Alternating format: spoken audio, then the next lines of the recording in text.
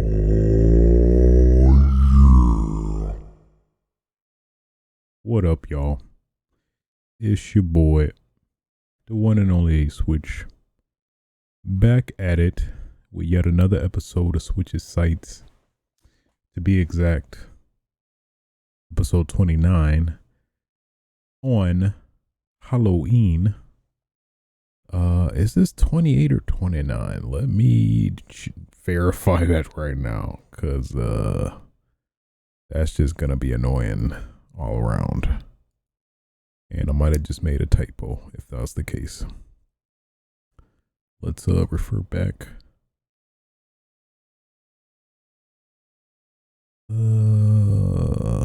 29. Yeah, 29. Yeah, just had to be sure. Thought I messed up to some extent.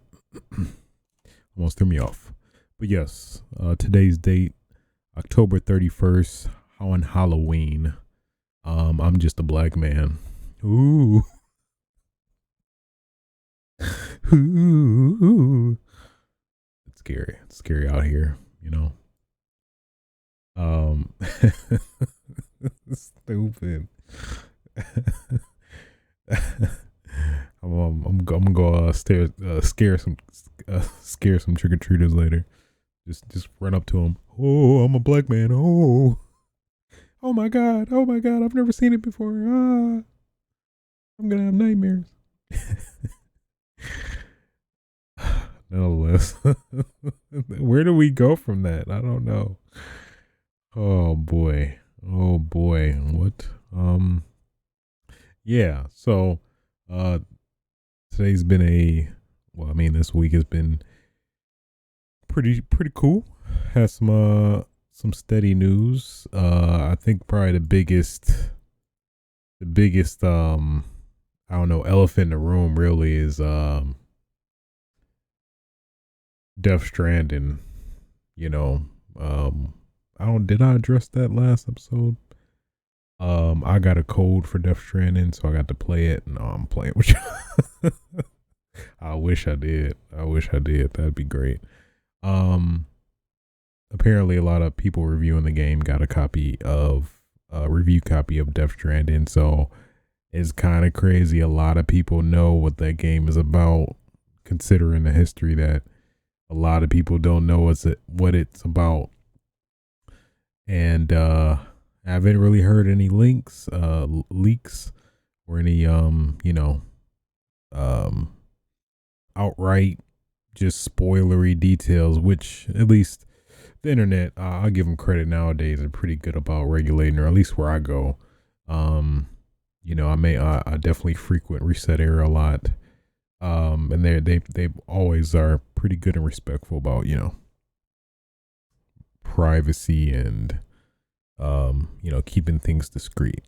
So, but with that being said, I guess coincidentally the review embargo goes up I think midnight, but I think it's generally super late at night, like 2 a.m.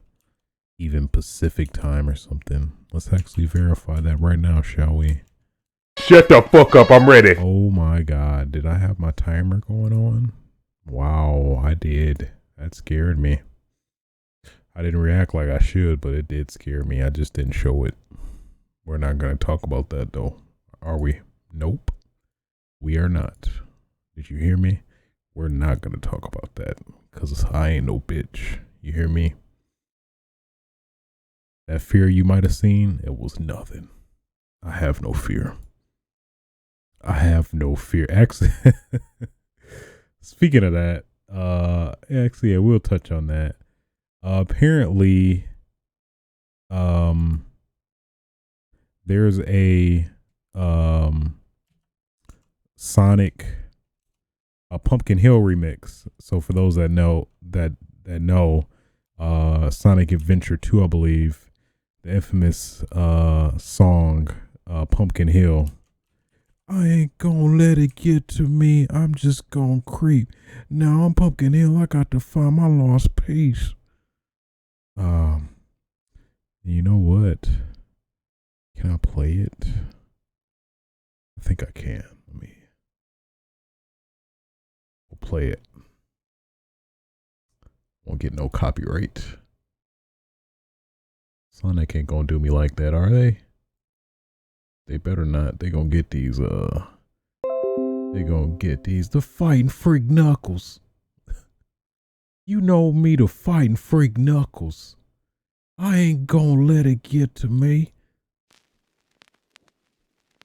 What you bringing? Okay. Okay. All right. What you gonna do?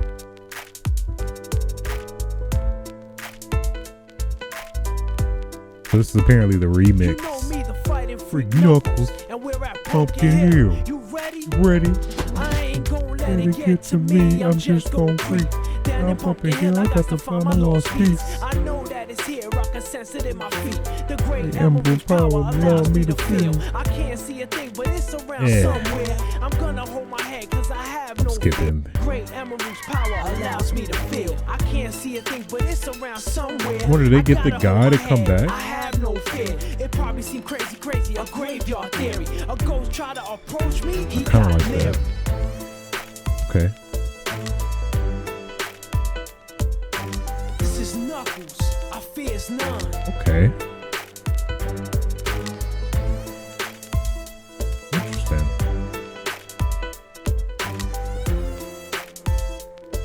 It's real deal when it comes to my name, kid.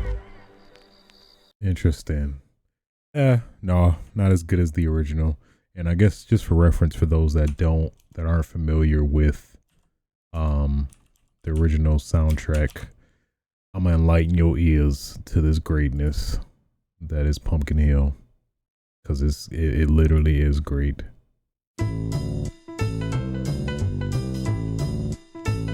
You know me, the fighting freak Knuckles, and we're at Pumpkin Hill. You ready? I ain't gonna let it get to me. I just gonna creep. Now I'm Pumpkin Hill. I got to find my lost piece. Okay, that's it. I'm not gonna turn this podcast into Pumpkin Hill recital. And you know the funniest thing too, man? The funniest damn thing. Actually, cause I clearly have this song in rotation on my phone. You know, whenever I'm getting up or going to work or whatever. I was like, you know what?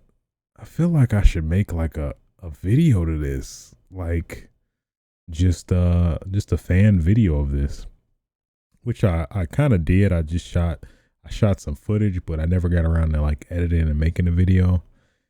But who knows? That might actually come to be someday. I don't know. But yeah, I found that funny because I was trying to get it out by around this time, but kind of the opportunity has passed now. But I think I'll still probably do it at some point. I'm not sure if it really went that well. At least what I was envisioning in my head. I'm not sure if I necessarily executed it how I wanted to, but I don't know. So, but yeah. That's my jam. That is a classic. That is a classic. Who is the dude that does it? I really want to know. Is he on Twitter? Is he somewhere? Let me see. Pumpkin. We gotta verify this right now. Pumpkin Hill. Pumpkin Hill rapper. Yeah, Pumpkin Hill rapper. That should give us something.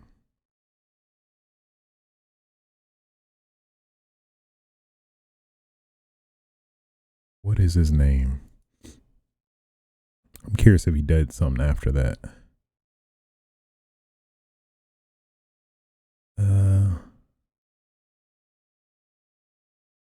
Yeah, forget the criticisms on him.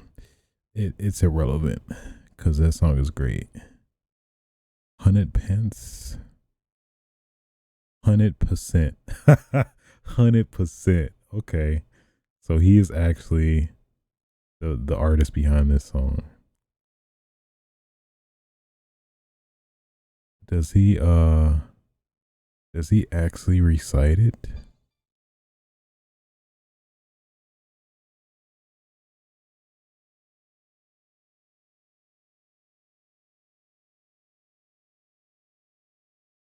Yep, this looks like the dude. 100%. That is the guy that makes or does the Pumpkin Hill song. This dude is great. I ain't gonna let it get. I mean, it's undefeated, and he only has 1,000 followers. This dude should have way more. That is a damn shame. That is a damn shame. I'm sorry to go on this derail, but this was necessary. This had to be done. So he's a producer, songwriter, entrepreneur, legendary for Knuckles levels on Sonic Adventure. Dude was legendary. Say what you want, man. Them lyrics, oh my God. It was the embodiment of Knuckles. What he was doing. He was trying to look for the lost emeralds. He ain't gonna let it get to him. He just gonna creep. Now he's at Pumpkin Hill and he's gotta find his lost piece. Let it get to him. He just gonna creep. Just saying. Okay. All right. My curiosity has been satiated with that. So with all that being said, let's get into some of that news. So I guess starting off, I'm losing track. I'm trying to prioritize what's the most interesting out of what I got, or at least what I personally found interesting. So I guess the first thing is EA actually going back with Valve to partner or to put their games on Steam. So this was earlier in the week, where basically EA announced that they are partnering with Valve to bring their games to the Steam platform. So basically, not all their games are going to immediately go over there. I think it's going to start. The first game that's going to go over there is, I believe, Star Wars Jedi Fallen Order, which is coming pretty soon. Maybe like 2-3 weeks from now, November 15th to be exact. And then like the free-to-play game, well, obviously the infamous one, Apex Legends, The Sims 4, and FIFA Battlefield 5 will come over there. But it's not quite what I think everybody wants though, because it's like it isn't as easy as just transferring your Steam library immediately over, or I mean the other way around, your Origin library to Steam, which is at least personally what I'd want to do. It seems like you technically would need to buy the game again if you already have the already purchased the game previously on Origin, which majority of people more than likely did if they wanted to play the exclusives like that. Let me be sure. Yeah, despite the fact that Steam and Origin are PC launchers that run on the same platform, EA is effectively treating the two storefronts as totally separate platforms. For example, if you purchase EA games in the last 8 years on Origin, which we've all did, there won't be any way to transfer those purchases to Steam, even if they are re-released there. That's kind of a big disappointment for me personally. Ideally, that's what I'd like to do, even though I know most games technically will require you to log into Origin, kind of like how Uplay works, where you get a game from Steam for a Ubisoft game. It'll regardless have you launch the Ubisoft Uplay launcher or whatever. So sucks, but better than nothing, and it's good for people who maybe never have wanted to try EA's games like Battlefield and stuff. So Not 100% ideal, but it's something, for people who maybe are Steam hardest. Is that even? That's not really even a term I should make. But you know what? I'm gonna stick with it. I'm gonna stand by it. Steam hardest. Yeah, there you go. You're welcome. You didn't want it, but you got it. Yeah. So that's pretty cool. Pretty cool. Oh, I mean, EA kind of needs everything they could get at this point. I mean, got NBA. The next NBA game that was gonna come out was canceled apparently again. EA, they on the ropes. They need somebody to tag them out. So this is a pretty good consolation more than anything.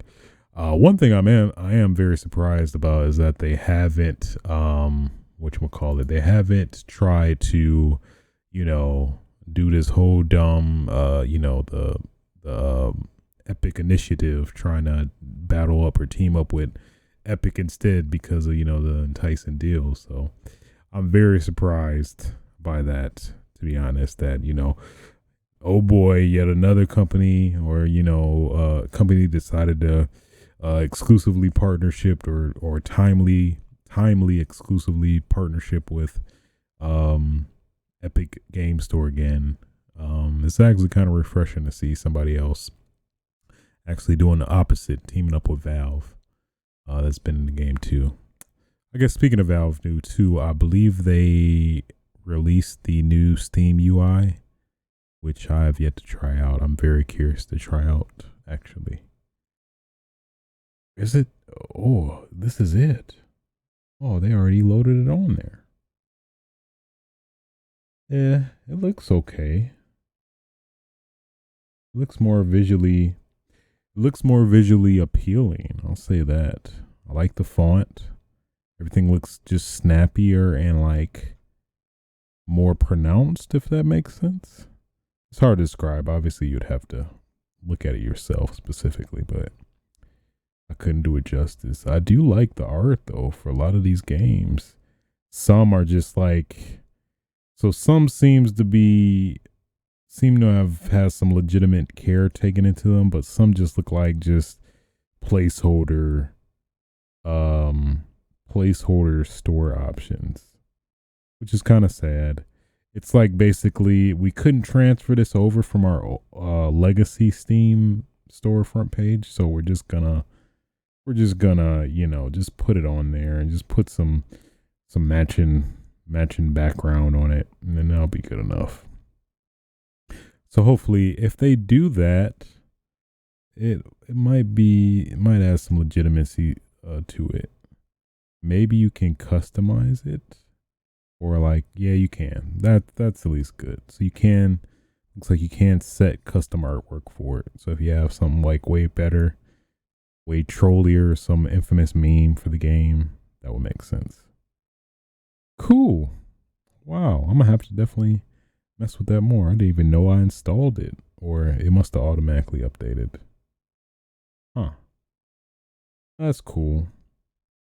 Yeah, so that new Steam beta is out now if you want to check it out. It's kind of tight. At least initially, I don't know. Maybe in practicality, is that a word? I think it's a word. You know what? Let me stop making up these words and let me try to verify.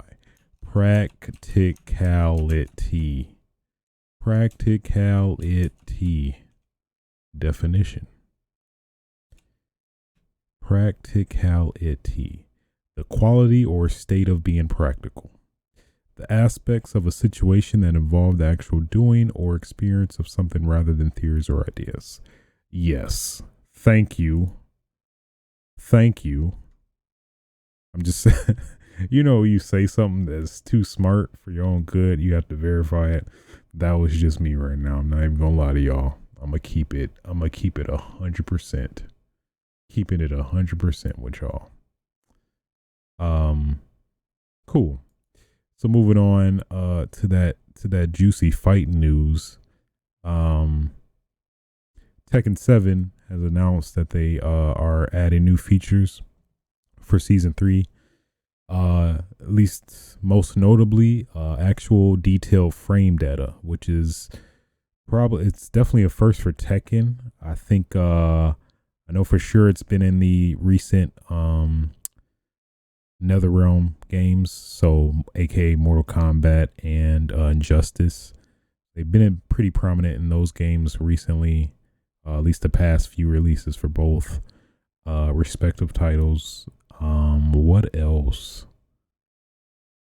I don't think any other games had detailed frame data. I want to say, I'm not even sure Dragon Ball has frame data. But either way, for the only fighting game that matters, which is Tekken 7, I'm straight trolling, but for the only fighting game that matters, Tekken 7, detailed frame data. So that's pretty cool. I haven't checked out the video. I'm gonna check out the video briefly. Skim through. So detailed display. So it's an option in training options. So you could do player frame info, opponent frame info. Wow. That's pretty good. Okay, I get the concept. It's pretty cool. I probably never would, I guess, really do it. I don't know. Just something about frame data. It's just like, why would I want to do that? I just would want to get a feel for it more. But I mean, obviously, it's like cold, hard data that you can't really, fight against. For somebody who's fully educated on knowing an opponent's weaknesses and whatnot. So it makes sense in that respect. Me personally, I don't know. I just never. I don't know. I feel like you analyze the game too much when it comes to frame data. But I mean, obviously, for pros that play the game and it's their literal life, obviously, yeah, you would want to analyze and study frame data in terms of matchups. But regardless, if you wanted to get this, you would have to pay $4. I believe that's the price specifically if you want to utilize the frame data feature. Some of the other features that come with it, punishment practice. So with computer recommendations on move, you can individually practice against. That's pretty cool. Updated sample combos and replay and tips. So apparently the game will analyze a replay of your match, give you tips on how to optimize and learn when to punish better. Specifically calling out the moves you used. It also compliments you. Great for punishing properly. This is from Mark Julio. Obviously, the man, myth, legend, commonly associated with Tekken in a lot of instances. That makes sense. So apparently all this is free except for the detailed frame data. So might be time, y'all, to brush up and unleash the fury. More specifically, Brian Fury. It's about that time. That's who I should have been for Halloween. I would have wanted to be Brian Fury. I don't know. I don't have the physique for it, though. I'll be realistic with myself. I don't have the physique for it. Where I work, it's a lot of older people. So it's like they would not get at all what I'd be dressed as. You have to go like Mario or, other levels to it. So is it really worth it? Nah, probably not. I'd probably get it though, just to support Tekken. And it's probably gonna come with season with Leroy Smith. That's definitely when I'm gonna come back to Tekken, if any reason to do so. So yeah. Cool. I'm all for it. I think there's been some controversy about why is it paid, but when you think about it, it's $4, and I mean it's a feature that only the hardest of the hard I don't know why that felt sexual, but why that is, yeah, the most, dedicated Tekken players, but I don't think it's a big deal. I mean, it's $4 for one minute feature, and you get the rest of all the other features free, apparently. So, I'm personally fine with it, but I think, at least from what I'm hearing, a lot of people aren't as pleased with it. But I mean, free update, well, somewhat a free update outside of that. And that tips feature is pretty awesome. I hope more games do that. That, at least on paper, sounds like a pretty awesome feature that will help improve your game, like kind of like I would like to, where I don't want to know too much detail on what I did wrong, but I mean just the basics on, like, hey, you did a crouching low, you should have did a crouching mid or something like that. I don't know. That's personally what I'd prefer, which I think the tips feature would be that nice median that kind of will give me that, and also give me the encouragement of being better, or giving me that positive reinforcement that, like, hey, right there, you did a great job. That 10-hit combo you hit, flawless. Do it again there, bud. Do it again there, champ. That's what I want to hear. I guess let's stay in fighting game news. Apparently there was an interview recently with the man, the myth, the legend, Ed Boon, who, for those that don't know, is famous for creating Mortal Kombat, the Mortal Kombat IP overall. He in an interview with, I think it's a foreign interview. What is the old Brazil game show? They talked about just some general questions, and I guess one particular one. Well, there's a few points that were touched on. I guess I'll cover a couple of those. So one of the bigger ones was that Mortal Kombat 11 was being viewed as the end of the story, the Mortal Kombat story, but we all know how crazy it sells that would not be the last. So they say apparently it's technically the end of the Mortal Kombat story, but more characters are still coming to the game. And then there's apparently a big surprise in 2020. So whatever that means, I'm not sure what that would actually mean. Maybe just a big surprise probably would be, if I could guess, and considering previous history in regards to the Mortal Kombat IP, probably all characters coming back. Probably going to be on, like, maybe some Smash Ultimate levels of I don't know, Smash Ultimate levels of, like, a ridiculous, insane amount of roster of characters coming back. Like, everyone's here. Everyone's gonna rip your head off or something, like, I don't know. They'll maybe do like a Smash satire and, like, do their Mortal Kombat ultra violent spin on it or something. That'd be kind of cool. I'd be down for that. That's at least what I would suspect. Obviously they did say that there's going to be new combat packs. So I guess maybe if that isn't the case, then maybe that will probably be a second runner up. And I guess the third would probably be maybe Mortal Kombat Shaolin Monks 2. And if you have not played that game, you should fix that and play it, because it's great.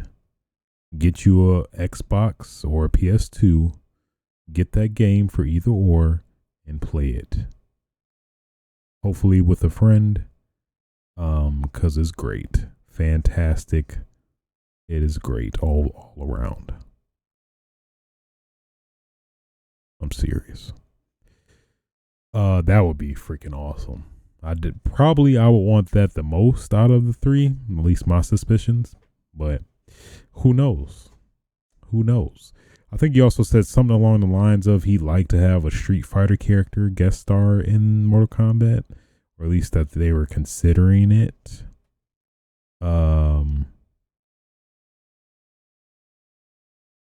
Yeah. I don't think he picked any character though. But yeah, I thought that was pretty fascinating. That was a big hint to something that might come to be. So at least in retrospect, we'll see. Oh, that's what Ed was hinting at. And you know, Ed is good at hitting at stuff. I think he hinted at Rain, the Rain character coming back somehow, or something like that too. Using a Prince reference, on Twitter the other day. Ed Boon is a fool, man. He be trolling so good, and I respect it on so many levels. Ed Boon is the king of teas and trolls. You heard it here first, guys. Jim. Moving on.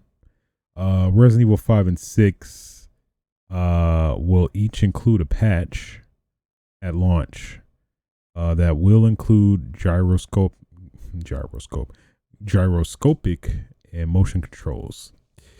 So, but what about 4 though? That's probably like my biggest thing. Probably the game that deserves it the most and that people will play most over these. You don't have that? What's up with that, Capcom? I'm just saying. Hopefully Capcom hears us and will add that support to the Resident Evil 4 port as well. But only time will tell. I don't see why they wouldn't. I mean, they could just use somewhat, maybe they have pretty much the foundation to some extent from the Wii version of Resident Evil 4, which was fantastic. Fantastic. Broken, but fantastic either way. I don't know. I feel like there's something really really filthy going on here that, like, yeah, you can buy the gyroscopic aim DLC for like $20 if you really want it or something like that, because they know we do want it, but then just gonna dangle it in front of our faces behind a price wall or something. That's the pessimist in me, but I would hope that maybe it's just taking longer for them to implement or, get out there. But I don't even know at this point, man. It would be cool though. They announced Leon as a Smash character, and in line with that, as a cross promotion type thing. You know what, guys? The same guy. He just keep coming to every damn press conference. You know what, guys? We've heard you. Okay. Come December 7th, you guys will get gyroscopic controls and motion control support. It's like, oh, thank you. And Leon Kennedy is coming to Smash right now. Like, yes, okay, all right, Capcom, you're my graces now. Something like that. I don't know. I'm just saying. I'm just saying. Cool stuff, but yeah, that's just like it just seems like a big, like, ominous middle finger to the biggest, most apparent game. I think Resident Evil 6 sold the most technically out of 4, 5, and 6, I want to say. At least initial sales, like when they released. But still, I mean, from a critical standpoint, obviously, everybody, I think, from a consensual standpoint, likes 4 the most. And it's just weird, 5 and 6, but not 4. I don't get why. You would think the same architecture is there. That just doesn't. That's just some of the weird, random, just confusing stuff Capcom has been doing. I mean, not lately, fortunately, but you know, like the paid DLC on the disc stuff, and this is why. Why not put 4 in there? I don't think it's that difficult to do that. It does not seem like it would. Just a simple patch that you could do just like you're doing 5 and 6. I don't really get that. Hopefully there's maybe some apparent reason that we don't know that why that wouldn't be able to happen, or at least for now it couldn't happen, or maybe they're just holding it for a while to do it or something. I don't know, man. That is such a weird choice. I don't get that. But I digress. Also, for Halo Reach, I believe they revealed some details about how PC crossplay and cross progression is going to work. So this is basically when the Master Chief Collection, I believe when the Master Chief Collection comes out on PC, as well as when Halo Reach comes out for both Xbox and PC, because it's currently still in flight right now. I got a beta code to try out the PC version, which I'm very, very fascinated to try out. Actually, just to playing Halo on a PC is just gonna feel so weird. Knowing, I mean, because I'm always primarily a controller player, but just to play a Halo game on a keyboard and mouse just feels so foreign to me. Some games, first person shooters, I'm familiar with playing, like what is it? Counter-Strike, you know, Overwatch to some extent, even though I think I do more on console than I do on PC, but still I can fathom that. But like Halo on PC, it's just hard to fathom for some reason. I don't know why. It'll probably solidify after I play a couple games and whatnot. So, but some interesting details in terms of that. So I think I'll just go down the list what they have according to their blog. So for mission completion, specifically the campaign.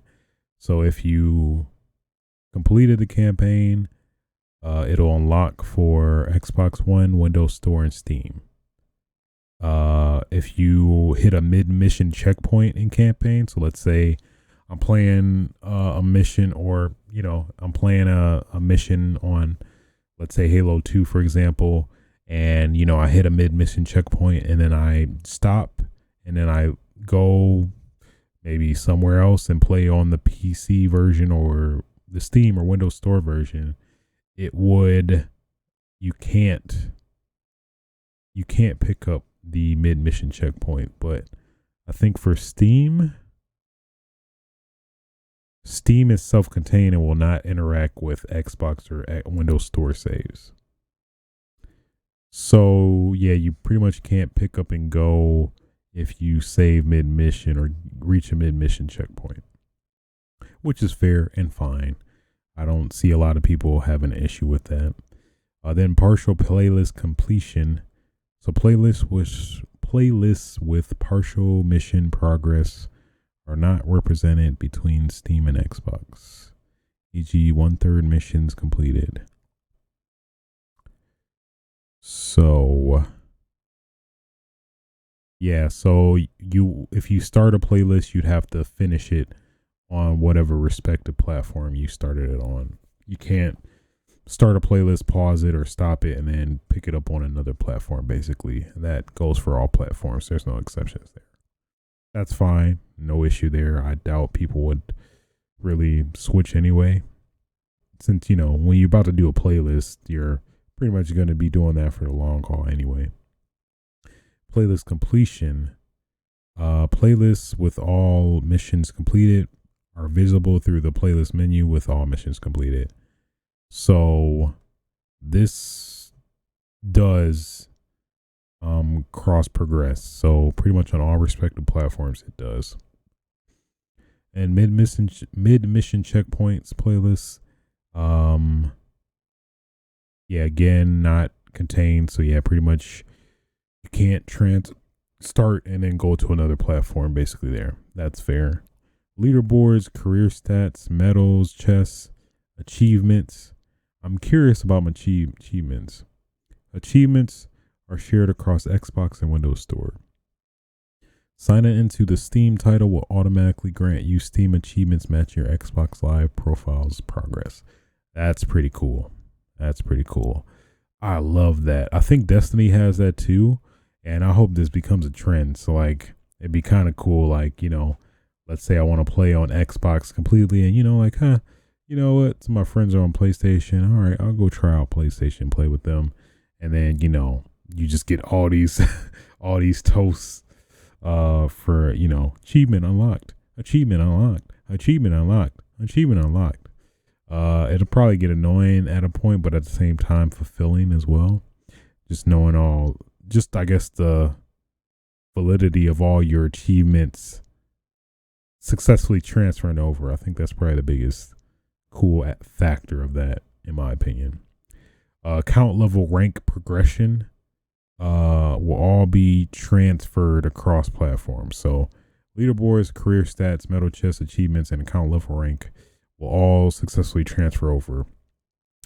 Which I'm not, I don't know how I feel about account level and rank. I feel like that should somewhat be split, kind of. Especially, I'm pretty sure they probably have some way to regulate controller versus keyboard and mouse to some extent. Because I don't think that will give you an accurate representation of, you know, how one is on mouse and keyboard versus controller. But I mean, maybe it does. I don't know. I'm not sure how they're gonna kind of treat that. So for each customization unlocks, these are retained with the Xbox Live profile, but may need to be re-equipped on new platforms. Okay, I got scared there. They seemed like it wasn't going to be supported. So at least if you know, unlock the customization on a different platform, it will transfer over. But just at the caveat that you may need to re-equip it on a new platform you're playing on. And as well for player ID unlocks. So that's meeting proper requirements to get the ID unlocks as well. That's fine. So yeah, all this is pretty much what I think anybody would want. I mean, it would be cool to have mid-mission checkpoints and stuff, but that's actually asking for a lot, considering the, I guess, the significance of this whole project of bringing Halo Reach of all games, as well on top of that, implementing the PC in the ecosystem of the Halo Master Chief Collection with crossplay. That's pretty reasonable if you ask me. So I'm pretty satisfied with that. If it all comes to fruition. Yeah. So I guess they're giving you an update on some settings and additional options, all that good stuff. But that was like the biggest things I wanted to touch on. Yeah. That's fine. Yeah, I have to give kudos to 343, man. They've been really doing a good job trying to, you know, fix what they broke in terms of the Master Chief Collection, or the, you know, the whole debacle of it all together. I think they've been doing a really good job of trying to, you know, clean up the trash and really refine the Master Chief Collection to be the game that it, I guess, technically should have been when it came out, which I can only respect that, you know, because it takes a lot to, like, you know, try to fix something that was super broken for a lot of people. Me personally, I wasn't as affected as much. I was able to get into games. It did take longer than usual, but I was able to get into games reasonably in a reasonable time. So, I mean, I don't know. But overall, good news on the Master Chief Collection. I'm hyped for it. Play Halo Reach again? Yes, thank you. I guess that's pretty much all of the news I had to cover today. So yeah. So I guess we'll get on to gaming. What have I been playing? Well, a little game called Call of Duty Modern Warfare, not to be confused with Call of Duty Modern Warfare that came out what like 12 years ago. Yeah. So I mean, played through the whole campaign, beat it. It was roughly about, it felt like 6-ish hours. That's pretty much the same time frame as majority of the other Call of Duties. So nothing unusual there. But overall, I guess just to give my general impressions of it, it was pretty good. I definitely probably one of the best Call of Duty campaigns in a while. I mean, obviously we didn't have Black Ops 4 since it didn't include a campaign there. And then before that was Call of Duty World War II. It was pretty good. It just, the ending part, it did get to me, I ain't gonna lie. It had some sentimental stuff going on there, but as a whole, I don't remember much from it. So maybe that's just a testament of the campaign. But this one seems to be definitely is staying in line with the previous Modern Warfares and trying to, push some buttons, which seem to be somewhat unintentional to some degree.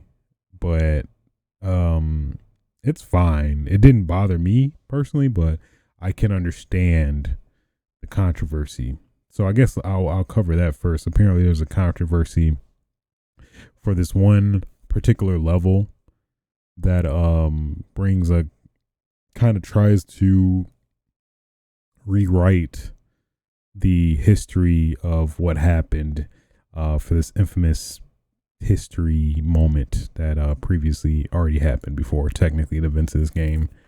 So I guess the controversy comes from that pretty much, I don't really want to spoil it, but it was this particular moment that ultimately America, us, were responsible for, but they switched it up and made it that so that Russia was responsible for it, basically, which is weird. But I mean, it's like technically in canon it happened already, so it's like I don't see why it would be so big of a deal for it to happen, or I guess insinuate that it happened in a different way. But nonetheless, that is there. It didn't really bother me that much. I didn't even notice it until people were talking and fussing about it. So I mean, I guess that kind of goes to show how much I really cared about it. But obviously, if you're from Russia, you will probably, it'll probably resonate with you more. But it didn't, at least for somebody that wasn't aware, it didn't seem to really hit home, that aspect of it for that particular mission. So I mean, yeah, I guess I didn't really get anything to me, but I totally understand, the reason for controversy or, displeasement in that, it definitely sticks to the Modern Warfare motif of trying to, push those boundaries and, do some really risque stuff that, would technically be expected with modern war, but, you probably wouldn't think of initially. But they do go there.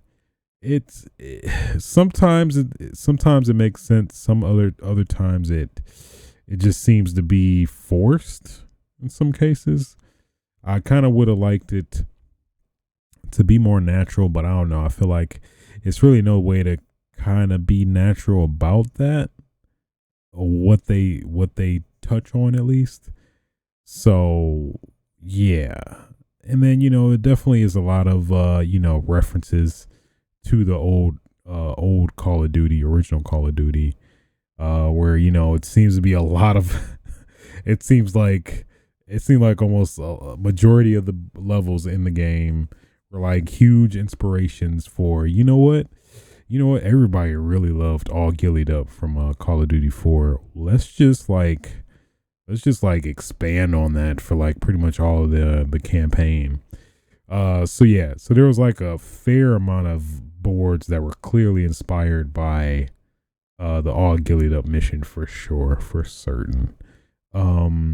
Mainly it seemed to be like, the guidance, getting guided by another character that knows his stuff or knows their way around the map more than you ever would. That was probably the biggest, I guess, kind of similarities I noticed with this reboot compared to the original. What else was it? I guess that really was the biggest that at least I noticed initially. Trying to think if there was something else. Not really. Yeah, so I guess I can't really say that much. Yeah, it still walked a pretty original line while obviously paying respect to the original. And then there's the AC-130 moment they kind of brought in there. Not trying to spoil too much. That was towards the beginning of the game anyway. But at least the differences I definitely appreciated and liked with this game. Specifically with what I for sure noticed was the environments are way more realistic now. So like, let's say you want to go in a lot of scenarios you're actually going inside a house and you're going up the levels of houses, and you're clearing out and checking the rooms and stuff, which I don't really think you've ever really done in a Modern Warfare game to the extent of this, where it's like a traditional house, family house that you go and check, but like the other ones, you never really did that necessarily. I felt there were occasional houses, sure, but you never really scanned them in like the traditional SWAT team like sense, where you like check out the room, clear, and then seeing random folks pop up, and then stuff like that. I think that's definitely what separated this from the older titles. And then in line with that, you totally felt like the corridors and the whole house, it was realistic in the sense that everything was very cramped and close, which I know they touched on it in some interviews I caught, that you never actually notice it until now, that like the environments you go into are like really really spacious. Like if you go if you compare a house in Call of Duty like 4 compared to one in this reboot, it's like everything is super close and cramped and close together. You have to wait for like Captain Price to move up in order to go up. You can't go over him because it's no room to even do that. So I thought that was pretty cool. Like it was kind of refreshing to it gave you more of a visceral feel, like being in the action, being actually there with them, than previous Call of Duties, where it just felt you had more space, which I guess they were saying was a reason to kind of an easier way to kind of program around some of the faults of the characters that will take you out of the experience ultimately. But yeah, that was pretty cool. That was some stuff I really liked. And they touch on a lot of interesting stuff that they haven't necessarily touched before, that I'm not gonna spoil, but I did like a lot of the stuff they did touch on for sure. It was just some interesting, fascinating new takes on things that have existed before, which is pretty cool. So yeah. The cutscenes, man. Whoever did the cutscenes or the the CG scenes, man, they need to get a damn raise, paid more than what they got paid for that, because that was some phenomenal cutscenes. You really got a lot of moments where you thought like, man, is this realistic or not? whenever you get to that point, I think that's always a good compliment to a CGI team of doing that, where you can barely notice, or it's hard to tell, like, you know, if you drunk, like your eyes are weird and watery, you just like, you can make that up to be real people.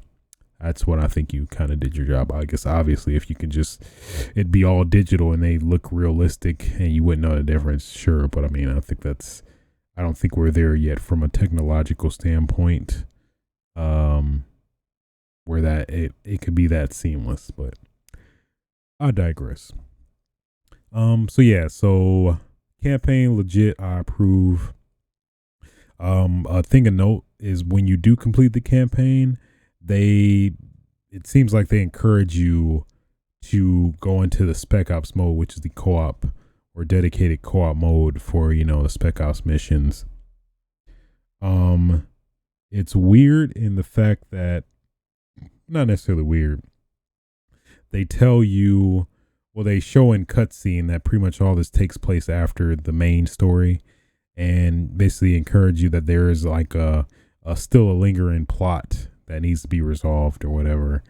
But man, that's probably one of my biggest gripes with the game personally, is Spec Ops specifically, because it is ridiculously unnecessarily hard, and it's not even like a fun, encouraging hard. It's like a just frustrating and annoying hard, where it's like, it just seems to be just hard just for the artificial fact of it, and not any substantial reasoning. It just felt like, we're just going to make this hard just to prolong the game time, or just prolong the time people are going to play this mode, since nobody's going to play it after they beat it or something like that. That's the impression I got for sure. And at least they have matchmaking, but it's like, I don't know, it seems like you won't even stand a chance if you don't like rally up some people that you know to play it, because otherwise it's like the game is too hard for you to even like properly coordinate stuff. And then if somebody quits, that's another annoying thing. It seems like if one person out of the 4 people, which I believe that is the max, one person out of the 4 people quits, you quit the mission altogether. So let's say we're playing, and I think there's certain phases of each operation, I believe they call it. I think there's 2 different sets of missions, but the one we're playing were operations. So if you play operations and there's a like particular phases or checkpoints, if you will, I think, and then let's say, you know, we got to one particular checkpoint, almost about to beat the game, and we all die, it will ask you if you want to try again. And I think it seems like if one of the 4 doesn't refuse to try again, then it fails the mission for everybody, and then you have to start over again. So it could possibly be that if the host does it, that's what causes it, but it doesn't seem like that. So that's definitely a big thing that I hope they patch soon, or give us a difficulty slider or something. It just seemed like they just give you a base difficulty and expect you to be good at it. And I mean, even for somebody not as versed in games as myself, like some, you know, normal Joe that doesn't play games too much, but, you know, Call of Duty is their go-to game, it just seems like that is gonna definitely discourage them and off-put them from ever playing this mode for sure. Because it sure did do that to me, until like they make a legitimate patch that fixes a lot of that.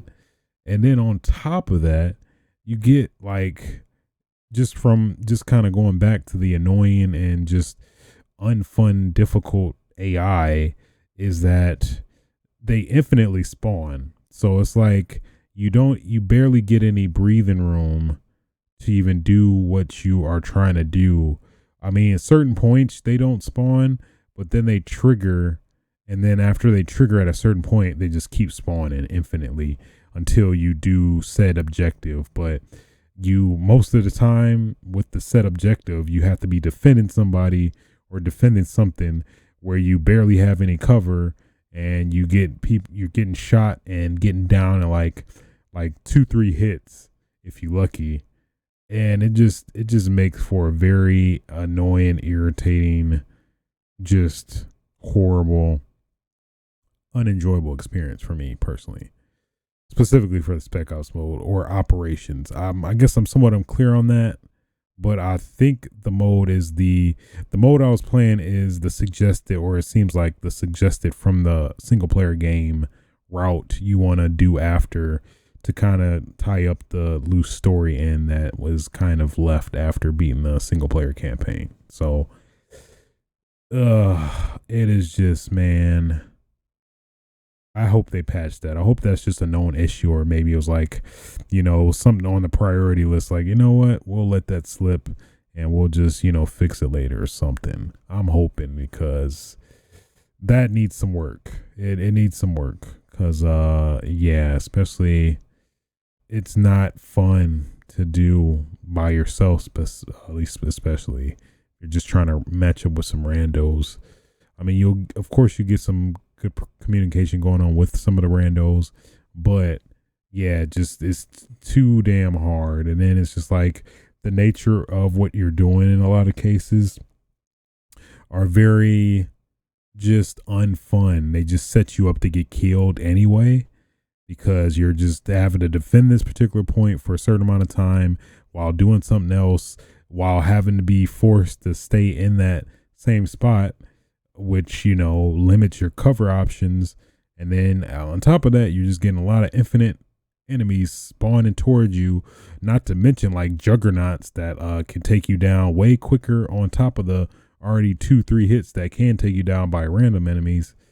It is a mess. It is a mess. So I'm sorry, I'm speaking from clearly I'm venting right now, but it was very frustrating, personally. And probably honestly, well, no, it was a multiple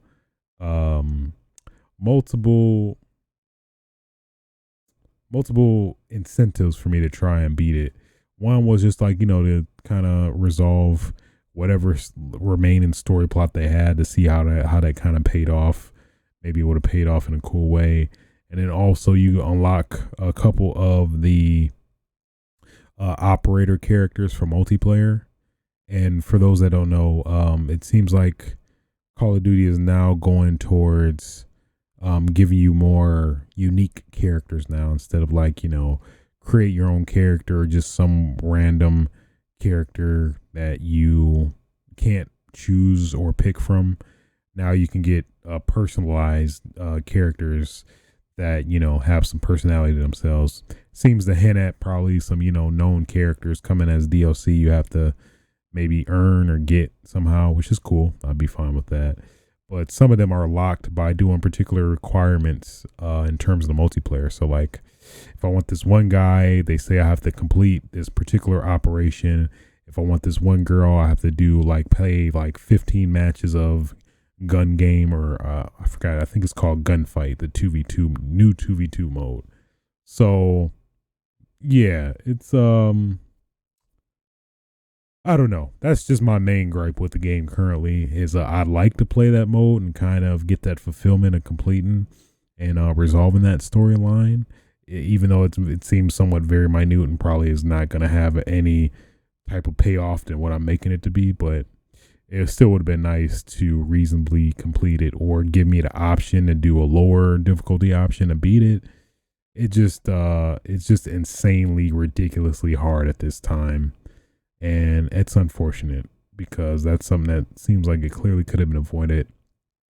But it seems like it was a conscious design decision for them to put that in there and just let us all writhe in pain as we try to figure it out and beat it multiple times, and spend more time than we should playing that to try to beat it, than I feel like is enjoyable at the end of the day.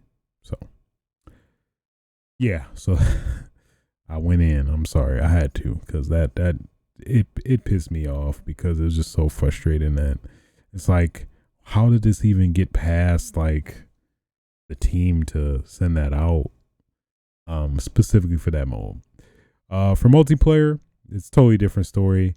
I'm level 32, 30. Excuse me. Level 32 to 5, I think. And thoroughly enjoying the multiplayer. A lot of great things they're doing to try to switch it up. I'm liking a lot of the callbacks to some of the previous Call of Duties. What stands out? So I guess to touch on a few, they brought specialists back from Call of Modern Warfare 3, which is basically a cool perk where you basically can sacrifice traditional kill streaks with the ability to actually earn perks, gradual perks, where you can eventually earn all the perks and be like some beefed up killer machine, which I thought was pretty cool and fun. You can do that now. I think I forgot what level you get. I think I got it at level 30. I thought that was pretty cool to kind of switch things up, or if you're just like sucking at trying to getting kill streaks sometimes, that's pretty cool to kind of mess with when you need kind of like a morale boost to some extent. Then there was one of the perks. There's Hardline, of course, coming back, that's been a lot of Call of Duties actually. At least the Infinity Ward ones, where kill streaks cost one kill less, and that's a thing too. I guess apparently in this one, kill streaks are I think it depends on the game mode, or it's some other perk you can get, but it seems like you can now differentiate between kill streaks and score streaks. At least what I thought. You have the traditional kill streaks, and they transfer. Well, I guess that was the thing. Since Modern Warfare 2, I believe, they went away from the kill streaks and changed it to score streaks. So you're encouraged to not camp all the time. And you know what? I have to address it. That's probably the biggest annoyance so far I've noticed in this game. It's Camp City in this game. And I mean, even more so than traditional Call of Duty. Like most games, you occasionally get a camper here and there, but it's okay, it's fine. And then the map layout generally doesn't favor campers anyway. So that's why most people don't do it in at least the previous Call of Duty games for the most part. But this one, it just seems to be highly encouraged in a lot of instances. And especially now that there is there's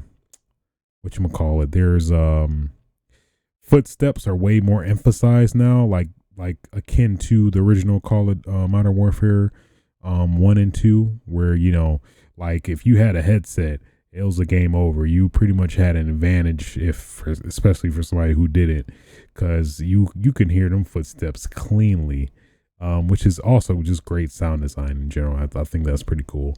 But it's it's hard because it's you're cognizant of people in their footsteps, but then at the same time, it's now, wow, man, I sound really loud now. So I find myself crouching a lot more and trying to conceal myself more.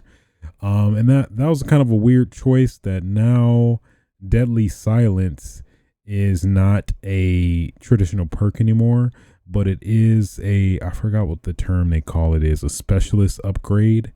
And that's basically kind of, I like to think of it as a special or a, ult, where basically you get a particular ability that, recharges on a timer or a cooldown in every match. And then depending on which one you get, some are slower to regenerate and recharge, and some are faster to regenerate or charge. And Deadly Silence is one of them. There's stopping power, which I don't know. Stopping power just doesn't seem to be stopping power anymore. It just seems to be very nerfed, and I guess it's a testament to the game balance in that, I could shoot somebody with stopping power and still get my ass whooped, kind of in contrast to the original Call of Duties where you had that, and it was way more clean cut, you know. But then again, that's what made stopping power dominant and like mandatory as a pickup or, you know, perk in a lot of classes. So kind of a trade-off, but I just found that weird. Maybe just I didn't get my guns up to the highest level.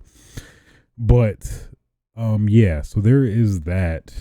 But yeah, it's weird that Deadly Silence is this cooldown perk. I guess the good side is that whenever you do get a kill while you're in Deadly Silence, it'll recharge that cooldown. So it won't go out if you can keep chaining kills, which is pretty cool.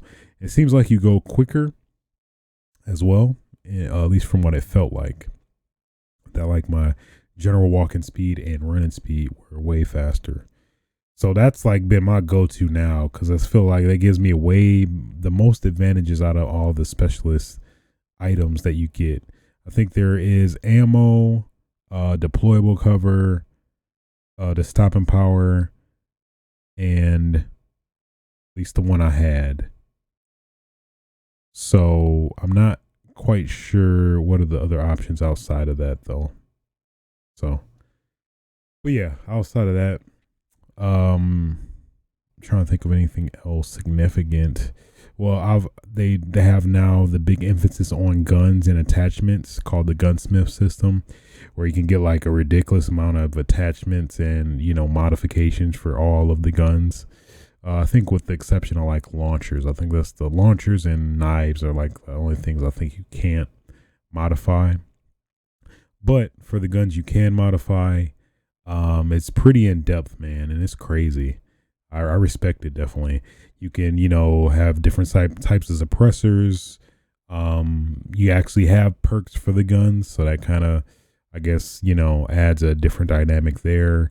Types of ammo, like you get a higher ammo capacity, stocks, pretty much everything that you could think of is pretty much covered there. Laser sights. So the guns go super high in level now. Like I think the max level for each weapon is like 55, and that's for each weapon, mind you. So, you know, each weapon has their own XP where you have to earn, you know, when you get to a certain XP level, you'll unlock an attachment, so on and so forth. In conjunction with camouflages also. So that's been cool. I think that adds a really cool, unique depth to the game that it may have, that kind of freshens it up for sure. And then you can also, you know, when you are really confident in this build you have of a gun, you can save it as a type, so you don't have to go, you know, hassle and try to create what you thought, like, I was really murking everybody with this gun setup. I'm not sure how I did it. So you can save it and refer back to it if you know, make a new loadout and want to trade it for that. So a lot of it is pretty fascinating and it's keeping me invested. But yeah, I think probably the biggest gripe with multiplayer is the map selection. It is fine, but some of the maps or just their general layout, it does seem to just encourage camping more than anything, which is unfortunate. I don't personally think that's what Call of Duty is all about personally. I like the, you know, traditionally run and gun, which I would assume most people like to do in a Call of Duty game, but it just seems to be way too many points of encouraged camping and yeah, just posting up and camping, which I don't personally like, because like every time you're running and going and trying to look for people, you get capped by somebody just camping, waiting, and that's all you see in their kill cam. It's like 10 seconds of just standing there and waiting, which personally I don't really get or understand why people do it. It's like, what is the fun in that? For just waiting for somebody to come and shooting them. There's no skill apparent, obviously, and it's like no really genuine fulfillment for doing that, I feel, which is why I never do it.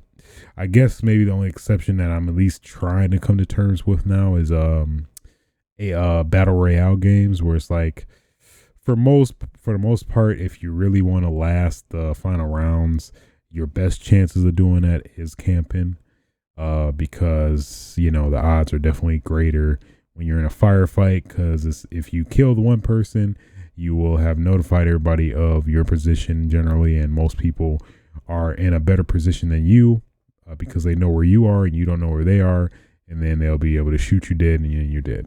So it's like, well, what do I do now? But yeah, and then yeah, just the map selection. Some of the maps were kind of atrocious. That Euphrates Bridge is pretty trash in terms of it just is. Let's just have our snipers out and hope for the best. That's what that really should be called. That map in particular. Some of the highlights are really cool. I forgot what the one map was called. Gun Runners something. I like the layout of the map. The graphics obviously are great, fantastic, especially for the multiplayer component as well. But yeah, just the map selection, they could have been way better in terms of just the general design and layout, and they just seem to encourage camping way more than I like personally. But some cool aspects, you know, the door system now makes you feel like an asshole. Like I'm gonna just stand freaking bash this door in. Who wants some? You know. One thing I hope they really patch in that I haven't really noticed is like, it just seems like a given. Like if you run to a door and bash it in, you should be able to knock over the person on the opposite side. That would be pretty cool. They'd be disoriented, like, you know, the same effects as a stun grenade, and give you a clear advantage, and would, you know, kind of encourage people not to stand by the door. So I hope that comes in a patch at some point, or, you know, maybe that's one intentional thing they're leaving out for the Modern Warfare 2, since that's another factor too, that apparently the game did like the best out of all the recent Call of Duties this generation. I believe it topped Black Ops 4, which I think that was the at least previous leading one, I want to say. So that's a good sign that, you know, they're more than likely gonna make another one. And, you know, no spoilers, but the single player campaign definitely blatantly hints at another one too. So they do have all the makings for a Modern Warfare 2. I guess they can kind of go away with the convention or confusion of the reboot confusion, because it'll more than likely be on the next platforms. Even though there might be probably some cross-gen play there. No, by the time it comes out, we will have been, if it's still the expected release cycle, probably 2-3 years from now. So yeah, I'll probably be legitimately exclusive on the next gen consoles too. So yeah, those are at least my initial impressions of Modern Warfare 2. I'm still playing it. I'll definitely want to well, I guess you can't even, that's another thing too, that you can't prestige. I don't think you can prestige anymore. I haven't obviously found that out yet, so I haven't gotten to that point, but there is that factor. So awesome. Yeah, that's pretty much what I've been playing. That's pretty much been occupying my gaming time as of late. I've been wanting to get into the Outer Worlds. I played the hell out of Fallout New Vegas. I know those are the same people that made that, or they originally made the original Fallouts 2. So yeah, I definitely plan to fix that at some point. At least my plan is to max out my get to 55, I think, or the level cap in Call of Duty, and then I plan to dive into Outer Worlds. Hopefully get that done before Death Stranding comes out, because I see myself gonna be playing that well into the next year, probably, depending on how good it is. I don't know. We'll see.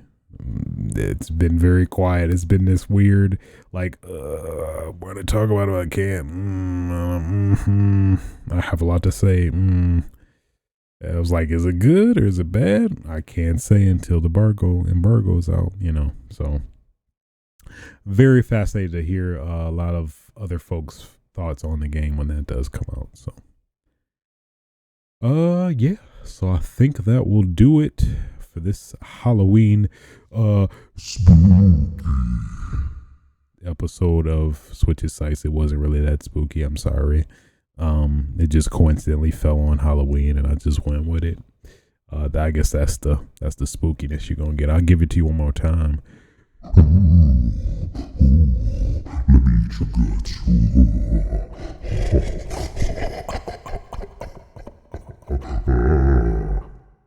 I don't know. Is that good? Is that scary? Are you terrified? Are you peeing your pants? Or I don't know. What do you want from me? All right. Yeah. So,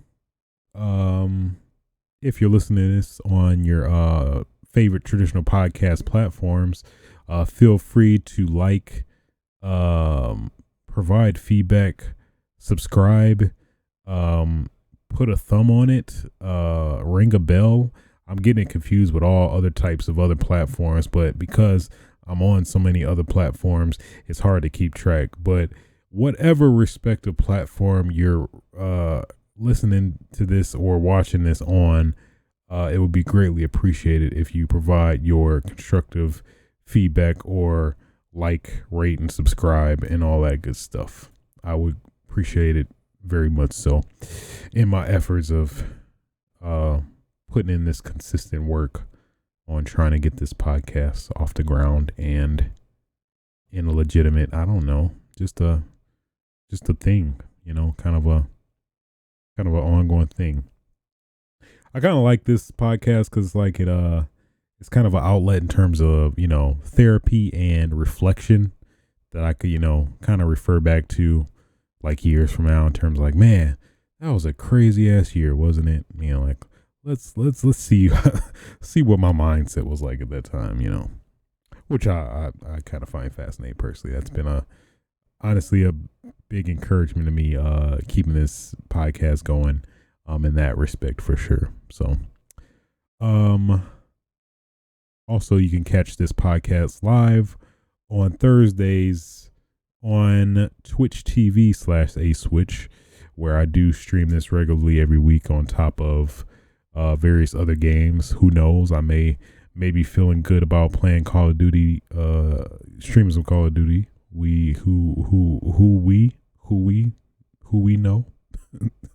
I don't know. Maybe. We'll see. If I feel like I'm hot, I might. Who knows? Then you can also soon catch this podcast in video form, at least from an archival standpoint, on youtube.com/aswitch as well. And yeah, if you have any questions you'd like to submit to the show that would eventually get read on the show, feel free to submit your questions at aswitchtv@gmail.com. If I get enough, I will start dedicating a segment to questions to answer, and I don't know, answer them. That's what you do with questions, don't you? I don't know. I'm getting very defensive on that, but you get it. You picking up what I'm putting down, right? I'm putting the cheese in a box. You gotta pick it up and put it in the oven, right? Thank you. You're welcome. What? Well, until next time, guys. Also, enjoy your Halloween. It's probably over by the time this came out, but I hope you scared your kids. Keep on the lookout for me. I'll scare your kids too. I'm right after this podcast. I'm about to be strolling the streets, scaring them kids. I'm a black man. You ain't never seen me before, huh? In this neighborhood, gotcha. That's the best I got. I can't do anything else. But the sad part is just my presence alone probably would scare them. I don't mean to get deep like that, but I'm just saying. That's a pretty somber note to end it. I don't want to end it on a somber note. But you know what? Hey, it's going to happen. You put the cheese in the box, you're going to get chicken, right? That's what they say. That's a slogan somewhere. Some weird restaurant. Okay, I'm just rambling at this point. Until next time, guys.